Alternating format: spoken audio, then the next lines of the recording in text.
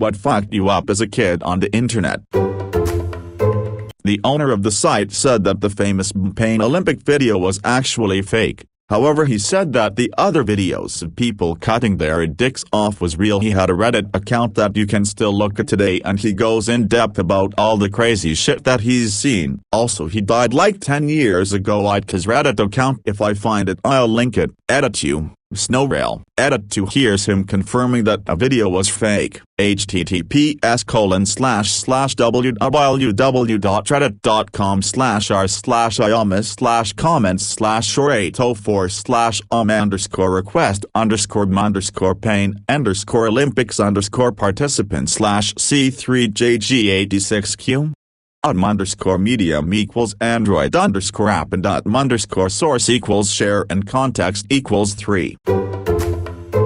Oh man, this happened to me in middle school. I used to be really into writing short stories, but I had one long fan fiction about some anime, and I was proud of it at the time. I found this website where some guy copied and pasted my story, with tons of edits sharing his opinion, aka roasting the shit out of what I wrote. I remember taking it super personally, since most of his commentary was about how much of an idiot the author was. Deleted my account and never picked up writing again. I once had a friend and coworker tell me he wanted to show me a video at work. I come over and he plays this video. The video itself didn't bother me that much, as I was pretty desensitized already from Faces of Death when I was much younger and stuff I had unfortunately seen IRL. But what bothered me was that he just thought it was okay to randomly show me that. Like, he looked up at me smiling, almost laughing afterwards, and saw the somber expression on my face. Who the fuck does that to someone with no warning?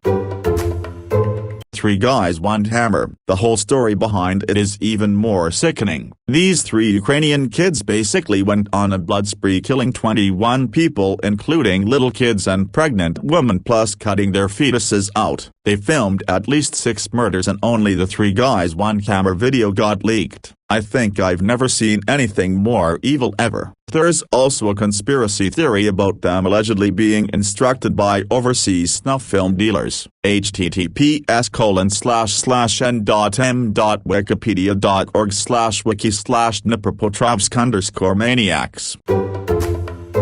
Freshman year, I was working with my cousin on a school project. We were chatting on MSN, emailing drafts back and forth to each other. On one of the emails, I decided to go on rate my poo and sent him a bunch of pictures of shit, thinking he'd find it as funny as I would, but he told me he threw up instead. That's when I learned that not everyone who spent a lot of time online found crazy shit funny.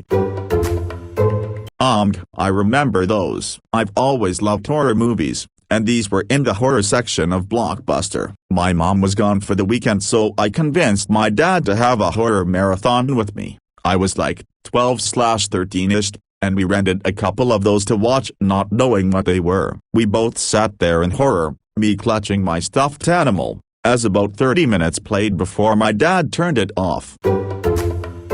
I was part of small message board for a video game I played as a kid. One week we got spammed by people who decided to post porn all over the top message threads. I'm not talking guy on girl or people being naked, topless. I'm talking the absolute most foul and disgusting shit that most people would never think exists. Grown men shoving their dicks in the mouths of crying toddlers. People shoving thumbtacks into unwrecked penis. Men raping kids. Animals. It was sick as fuck. I didn't even realize what I was seeing when I first came across it. I was confused, and then it clicked what all these images were and what they meant. I panicked and literally unplugged the power cord from the computer, ran into the bathroom and puked. I was raised in a conservative Christian home and had never seen what would pass as normal porn, so having this be my first introduction really turned me off to the entire medium. I've never watched or looked at porn, and I'm almost 30. Edit. I normally don't make edits to my post, but I want to express my deepest gratitude to everyone who has reached out to me today. I've never talked about this in detail before today, and I was not expecting the level of sympathy that I received. I'm very thankful to all of you. I will say that the one main outcome of having experienced this as a preteen was that it taught me great empathy for other people, because you never know what they've been through. I try to show only kindness to people, even those who are difficult to be kind to, and I encourage whoever reads this to be the same. I was a teenager and remember Yahoo groups in the late 90s, chat rooms etc. You reminded me of all the creepy child porn that got spam blasted into every group. Then the groups would get shut down. I always wondered what the legality was, since the 15 and 16-year-old girls depicted were technically the same age as me at the time. I was 14 or 15 when I first learned about the internet on a 133 MHz computer with 14 kbs dial-up, Windows 95 and AOL and Netscape. I would start a group dedicated to sharing strategies in Star Wars Rebellion, Supremacy. Then a week later someone would spam blast child porn on it and it was shut down. Never figured out why the hell they were doing that. I've seen some depraved shit, but none of it fucked up like being exposed to CP. Like, it's one thing to watch something like 2 Girls 1 Cup or Anal Jargon and be disgusted and shocked, but CP is a gut punch. It actually knocked the wind out of me. I didn't throw up, but it felt like I got punched so hard I could breathe. Like, I saw a video of a guy killing his boyfriend, raping the corpse with a beer bottle, decapitating him and literally cutting out a chunk of ass cheek with a knife and fork to feed his dog. That was nothing compared to the CP, which I won't even describe because I don't want to continue to spread what happened to the kid, and I was already an adult. I'm sorry someone did that to you as a kid. I will never get the image out of my head the first time I saw it happen. The guy was literally kneeling down, arms tied behind his back, staring at the camera while surrounded by these members of Al-Qaeda, without much clue of what was being said to the camera. Less than a minute later his head was cut off with a knife. The image of it happening and sounds he made are something that will stick with me forever. I get a combination of feeling sick to my stomach and absolute outrage whenever I think of it. Not quite a kid, but when I was 17 I stumbled upon a video of a man jumping from a dry dam. He sort of skids downward, and once he reaches the bottom, his head explodes. It happens rather quickly, but it's obvious what's going on. Of course, I brought this video up to my buddies, and they, too, wanted to see it. One of them, the biggest, burliest of the group, didn't really react initially, but several days later he pulled me aside and said that video we watched ... It didn't really hit me until the ride home that night. Then it messed me up, but yeah, that one in particular has stuck. When I was in 5th grade 9 years old, some kind of virus took over my phone where every time I opened Chrome, this one pornography website's homepage would open up. Closing or changing tabs didn't do anything, and I even deleted Chrome, but to no avail. Luckily, they weren't actually doing it or even completely naked on the homepage itself, but seeing those pictures for like a month scarred me. Didn't tell anyone cause they'd assume I was actually watching that stuff, and I think downloading Clean Master took care of it, but still. Rotten.com, the guy with the glass jar up his ass. And one from when I was a little older, a cop in an Asian country. He was ran over by a car and everything from the waist down was gone. He was alive and kept touching it, trying to work out what was happening. No one bothered to stop and see if he was okay or needed help. People just kept driving and walking past him. He ended up surviving somehow. An actual snuff film I downloaded on LimeWire as 11-year-old kid looking for porn. I don't remember what it was titled, but it was a 1-minute long video. It starts with an about 20 seconds long clip of an unrelated late 80s porn scene, pretty tame, then cuts to a mid-20s early 30s woman sitting in a chair against a blue painted wall. You can't see her arms, so I assume they are tied behind her. Her face was bruised up but seemed to from a much earlier beating as healing had begun. Her shirt was torn and her breasts out. Sobbing she says, "Please, Please just not my face. A before unseen figure reaches into frame wearing black gloves and holding a small caliber pistol and points it to the right side of her head. She begins to sob no, and he pulls the trigger. The bullet didn't leave the other side of her head. She begins to fall and the video ends. The internet used to be a complete shit show. Now I'm a complete shot show. During some writing in South America, I clicked a YouTube video that got past the filters. The content of the video was a group of people surrounding a random pedestrian beating him till the group. Then people grabbed his arms and legs and held them open. Then someone came behind his head and using both hands gouged their thumbs into his eye sockets till the thumbs could go no further. The man was screaming and blood was pouring from his eye sockets and they started parading him through the streets. Then the video ended. There was a very close-up view of all of it. The person recording was clearing part of the group and was standing right next to the man while it was happening. To this day I remember that video quite clearly. No one should have to suffer that cruelty.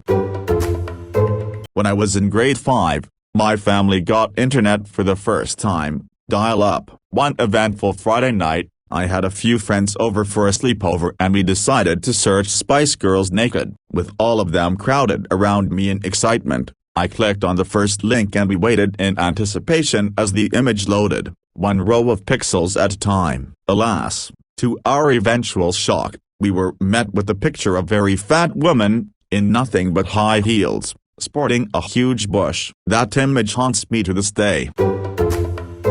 Some of the first shock sites were crazy, literally people trying to shock each other, over and over. The prequels to Live Leak, A Bomb's World, Ogreish, normally one-man bands collecting shock porn. I remember two in particular. One was a pissed guy walking up to a dog and then drop-kicking it, breaking its spine. The sound haunts me. The other was called Juba the Sniper, about a guy from Iran fighting the Americans in Iraq. He was unbelievable sniper. Unfortunately on the wrong side, the Americans hated him as he must have killed 100 plus. Normally headshots, he would take one shot and move away, normally in a vehicle and heavy traffic. It was sickening to see how easy, professional and unfazed by it the sniper was. Sometimes he would leave the weapon at the shooter site and just calmly walk away. Someone else collected the weapon for him. I think he worked with at least two others. It was organized hit after organized hit. At the time I wondered how many cells like his were operating. Juba videos have been relabeled and used by ISIS and ISIL for recruitment. The Chris Kyle of Iran, maybe more Washington sniper. I remember when I was like 10 and I found out what emulators were. This was in the early days of the internet, when there was absolutely nothing you could do to stop 50 pop-ups from forcing their way onto your screen. Anyway, I wanted to download an emulator so I could play Sonic the Hedgehog. The first link I clicked plastered like 10 of the same porn ad of a girl shoving an apple up her ass onto my computer monitor. I just wanted to play Sonic the Hedgehog. Don't hug me and scared was terrifying, but a morbid curiosity kept me watching all the episodes. I was in 4th grade, and when I was in 5th grade I saw a video called Calf Force Fed and Dies. It was 15 minutes long and the morbid curiosity made me watch the whole thing, and for a year and a half I felt guilty when we ate meat. I just wanted to add that I'm a school that teaches you about the agriculture and working with livestock. That is not how farmers treat animals from a moral and business standpoint. If people see this, I'm happy to answer any questions you might have. I saw a video when I was about 12. A man fell from a building and landed on his small pole. Well, it went straight through his asshole and killed him instantly. You could see the pole bulging under the skin on his back. It was burnt into my brain and I couldn't sleep for days. Some other videos include that one where a dude shoved a glass jar up his ass and it breaks inside of him. A video of some dude pulling out the handle of a screwdriver from his dick hole. What's with men and putting things where they aren't supposed to be? Many suicide videos with shotguns so the head explodes and brain stuff everywhere. I was just a curious kid, but admittedly that shit is still very vivid in my brain today. This is what happens when you have unsupervised access to the internet at a young age. Don't do it, people. Tub Girl, Cody Lane Blue Room video. Ghetto Gaggers, facial abuse. Some guy fucking a dead cat with mayo for lube. My parents are immigrants and old, so the internet was a wild west for me. Plus I had bad friends growing up that liked to watch terrible things, and I thought that was a normal thing teenagers did for a while. I have trouble watching death scenes in shows, movies because of it. I also know there is much worse things I've seen that I've blocked out. The PTSD from seeing all these things has ruined my memory and affected my life greatly. Please, if you see a link to something messed up, don't click it and monitor what your kids see. Half the things I listed I saw when I was 11. A video of a homeless guy being murdered with a screwdriver. A guy jumping off a cliff into the sea but lands on a concrete path, then has surgery while his skull is in 4 floppy pieces just flopping around. A guy whose sleeve gets caught in a commercial lathe which drags him in and then get turned into tiny chunks. Honorable mentions. Video of a dude getting knocked out, then the attacker flips him on his stomach and proceeds to break the unconscious man's arms by bending them until they snap. Fist fight results in one guy's eye falling out and he fights on. Any knife stabbing video. I played Roblox a lot when I was in my early teens. The predictive search term for the letter R on my computer would usually go straight to roblox.com. So I usually just pressed R in the search bar, then immediately hit enter in the search bar. One day, I pressed R, but instead of defaulting to Roblox, it defaulted to RedTube, and in my head, I was like, no, I just wanted to play Roblox, not see naked people. Turns out, my dad had been watching porn that day.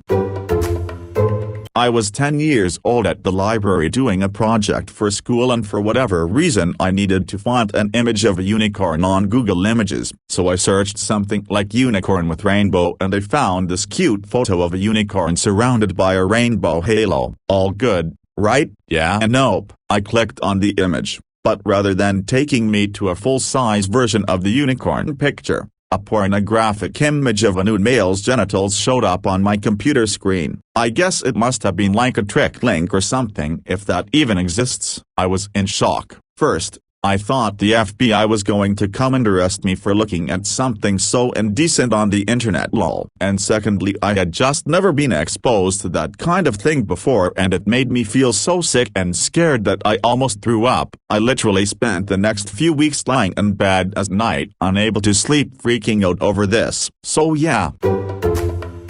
Those Facebook pages that posted message conversations between a guy and a girl where the girl would politely turn down the guy, with memes shaming the girl for friendzoning him. Back in the early 2010s, friendzone danger was a big, toxic thing. I grew up scared of turning down guys because I would be the evil friendzoner. A few years later I looked back upon those conversations, memes, and the girls had every right to turn down the guys. Sometimes they were downright creepy. And even though the page admins claimed they were healthy jokes, the comment sections were full of hates and cussing on the poor women.